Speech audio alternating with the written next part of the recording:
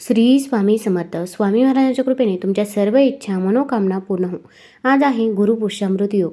या योगाच्या दिवशी जर आपण काही उपाय केले, काही सेवा केल्या तर त्या खूप म्हणजे खूप प्रभावी ठरतात. 24 ऑक्टोबरला सकाळी 6:38 गुरुपुष्यामृत योग सुरू होत असून दुसऱ्या दिवशी म्हणजे शुक्रवारी सकाळी 6:37 गुरुपुष्यामृत योग असणार आहे. संपूर्ण दिवस हा योग असणे विशेष मानले जात आहे.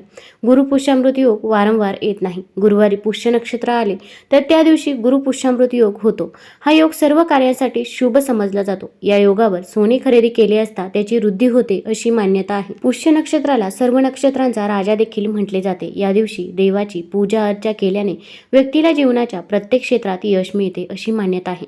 पुष्याचा अर्थ आहे पोषण करणारा, शक्ती देणारा, ऊर्जा देणारा.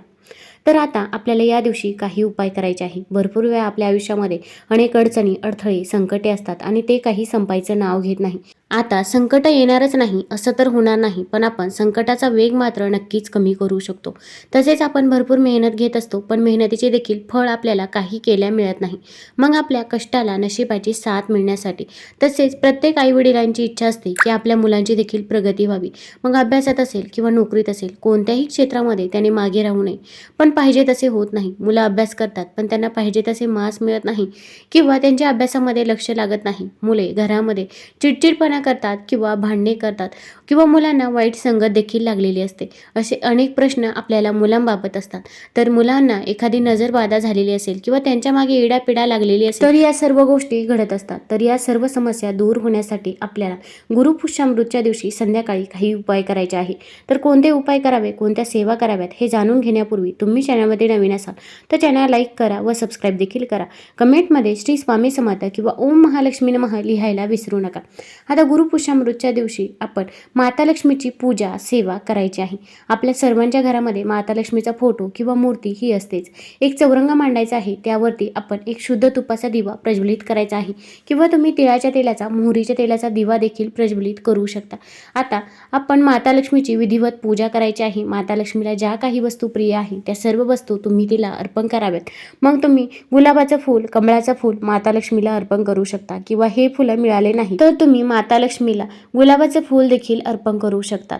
आता माता लक्ष्मीला आपण खीर देखील अर्पण करायची आहे. मग तुम्ही मखाण्याची खीर बनवू शकता. मखाण्याची खीर बनवणे शक्य नसेल तर तांदळाची खीर बनवली तरी पण चालेल. पण आपण जेव्हा माता लक्ष्मीची पूजा करत असतो तेव्हा आपल्याला या दिवशी तांदळाची खीर किंवा मखाण्याची खीर ही बनवायचीच आहे. त्यानंतर ही खीर आपण घरामध्ये सर्व व्यक्तींनी ग्रहण करायची आहे. अगदी घरातील लहान असो मोठे असो प्रत्येक व्यक्तीने ही खीर ग्रहण करावी. यामुळे माता लक्ष्मीचा आशीर्वाद हा आपल्याला प्राप्त होत असतो. आता या दिवशी आपल्याला काही उपाय करायचे आहे.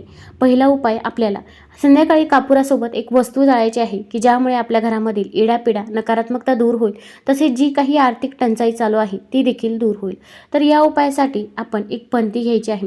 पंती घेतल्यानंतर त्याच्यामध्ये आपण थोडेसे अखंड तांदूळ घ्यायचे आहे किंवा तुमच्याकडे जर कापूर जाळण्याचं भांडं असेल तर ते घेतलं तरी पण चालेल.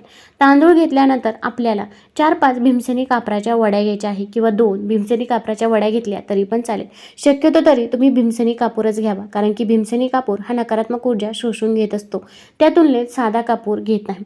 आता आपल्याला थोडंसं शुद्ध तूप टाकायचं आहे. मग भीमसेनी कापरावर थोडंसं शुद्ध तूप टाकावं. तसेच आपल्याला 2 लवंगा घ्यायच्या आहे. लवंगा या साबूत असाव्यात, कुठेही तुटलेल्या फुटलेल्या नसाव्यात, त्यांना पुढे फूल देखील पाहिजे अशा 2 लवंगा घ्यायच्या आहे आणि आपल्याला त्या कापरावरती या 2 लवंगा ठेवायच्या आहे. आता ही पंती असेल किंवा कापूर जाळण्याचं भांडं असेल तर हे आपल्याला किचनमध्ये ठेवायचं आहे. किचनमध्ये अन्नपूर्णा मातेचा वास असतो. तसेच आपण आपल्या स्वयंपाकघरामध्ये जर या वस्तू जाळल्या तर आपल्या घरामध्ये जी काही आर्थिक टंचाई चालू आहे ती दूर होते व आपल्या घरामध्ये माता लक्ष्मीचा वास होतो. माता लक्ष्मी ही स्थिर राहते. तर आपण ही पंती, ही जे काही कापूर आहे ते आपल्याला किचनमध्ये जाळायचं आहे. जाळताना आपण काळजी घ्यायची आहे. गॅसपासून आपण थोडंसं लांबच ठेवायचं आहे. अगदी तुमचं संध्याकाळी सर्व काम उरकून झाल्यानंतर, भांडे आवरून झाल्यानंतर, अगदी तुम्ही झोपायला जातात तेव्हा जरी तुम्ही हा उपाय केला तरी पण चालेल.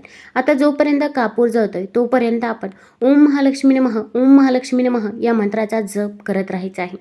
त्यानंतर पूर्ण कापूर जळून झाल्यानंतर काही अर्ध्या लवंगा किंवा अर्धे तांदूळ राहतील तर ते आपण दुसऱ्या दिवशी निर्माल्यमध्ये टाकायचे आहे किंवा तुम्ही वाहत्या पाण्यामध्ये प्रवाहित करू शकता किंवा एखाद्या झाडाखाली टाकले तरी पण चालेल.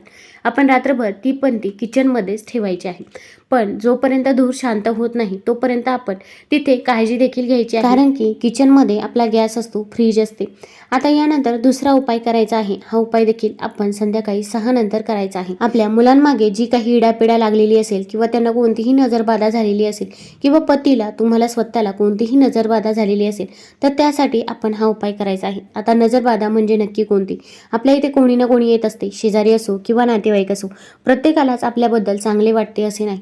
अगदी त्यांच्यामध्ये असणारी नकारात्मक ऊर्जा देखील आपल्यावरती प्रभाव करत असते आणि त्या ऊर्जेचा प्रभाव आपल्यावरती झाला तर आपल्या घराची, पतीची प्रगती कुठेतरी खुंटत असते. तसेच आपण देखील आपल्या घरामध्ये आपल्याबद्दल नकारात्मक बोलत असतो की मला हे जमणारच नाही किंवा माझे नशीबच फुटके आहे असे देखील आपण म्हणत असतो किंवा आपण बाहेरून भरपूर वस्तू आणत असतो, त्यामधून देखील नकारात्मक ऊर्जा आपल्या घरामध्ये संचार करते. तर ही नकारात्मक ऊर्जा किंवा नजरबाधा दूर होण्यासाठी आपण या दिवशी हा उपाय करायचा आहे. तर आपल्याला थोडीशी पिवळी मोहरी घ्यायची आहे. पिवळी मोहरी घेऊन आपण माता लक्ष्मीसमोर बसायचं आहे. माता लक्ष्मीसमोर बसून माता लक्ष्मीसमोर ही पिवळी मोहरी ठेवायची आहे आणि आपल्याला महालक्ष्मी अष्टकम 11 वेळा म्हणायचं आहे. तसेच आपण कालभैरव स्तोत्र देखील 1 वेळा म्हणायचं आहे. आता तुम्हाला हे म्हणण्यासाठी खूप अवघड वाटत असेल तर तुम्ही मोबाईलवरती देखील लावून देऊ शकता. तुम्ही श्रवण केलं तरी पण चालेल, पण आपल्याला हा मंत्र जप करणे अत्यंत गरजेचंच आहे. कारण की आपण फक्त उपाय केले आणि त्यासोबत सेवा जर केल्या नाही तर आपल्याला त्याचा काहीही एक रिझल्ट बघायला मिळत नाही. पण आपण जेव्हा उपाय करू आणि त्यासोबत सेवा देखील तेव्हा आपण जे काही उपाय करतो ते उपाय नक्कीच फलदायी ठरत असतात. आता ही जी काही पिवळी मोहरी आहे ती माता लक्ष्मी समोर आपण थोड्या वेळ तशीच ठेवायची आहे. 15 मिनिटासाठी 20 मिनिटासाठी ठेवू शकता. त्यानंतर आपल्या घरातील सर्व व्यक्तींवरून ही पिवळी मोहरी उतरून टाकायची आहे. अगदी लहान मुलगा असेल किंवा मोठा मुलगा असेल, मुलगी असेल किंवा अगदी वृद्ध व्यक्ती असेल, सारखी आजारी राहत असेल तर त्या व्यक्तीवरून देखील आपण ही पिवळी मोहरी उतरून टाकायची आहे. आपल्या पतीवरून आपण ही पिवळी मोहरी उतरून टाकायची आहे. आपण पिवळी मोहरी प्रत्येक व्यक्तीवरून 5 वेळा उतरून टाकायची आहे. आता प्रत्येकासाठी आपण जी पूजेसाठी पिवळी मोहरी ठेवली होती तीच पिवळी मोहरी प्रत्येक व्यक्तीवरून उतरवायची आहे. सर्वांवरून उतरून झाल्यानंतर आपण आपल्या घराच्या बाहेर जायचं आहे. आपल्या मुख्य दरवाजाच्या बाहेरून म्हणजे दरवाजावरून देखील आपण ही पिवळी मोहरी 5 वेळा उतरून टाकायची आहे. त्यानंतर आपण आपल्या घराच्या बाहेर जायचं आहे. घराच्या बाहेर जाऊन तुम्ही ही पिवळी मोहरी एखाद्या झाडाखाली किंवा एखाद्या रिकाम्या जागी टाकू शकता. फक्त एखाद्याच्या दारात टाकायची नाही किंवा आपल्यामुळे एखाद्याला त्रास होईल असे देखील करायचे नाही. तुम्ही एखाद्या ठिकाणी ही पिवळी मोहरी टाकून द्यायची आहे.